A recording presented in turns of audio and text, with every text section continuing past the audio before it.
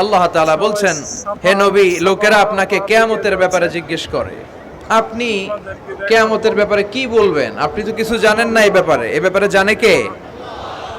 বিশ্বনবী যখন মক্কার জমিনে কিয়ামতের ব্যাপারে বারবার মক্কার লোকদেরকে সাবধান করতে শুরু করলো যে এই দিন দিন না, আরো দিন, এই দিনটাই দিন নয়, বিশাল একটা জগৎ পড়ে আছে, সেটা শুরু হবে কিয়ামত দিয়ে, সব লন্ডভন্ড হয়ে যাবে। তখন লোকেরা বিশ্বনবীর জিজ্ঞেস করতে শুরু করলো, মুহাম্মদ সাল্লাল্লাহু, এই যে তুমি কিয়ামতের কথা বলো, এটা কবে হবে? ইয়াসআলুনাকা আনিস সাআতি আইয়ানা মুরসাহা ফীমা আনতা মিন যিকরাহা ইলা রাব্বিকা মুনতাহাহা। সুবহানাল্লাহ পড়েন। ও নবী, লোকেরা আপনারা জিজ্ঞেস করে কিয়ামত কবে হবে, কিন্তু কবে হবে এটা আপনি কেমন করে বলবেন?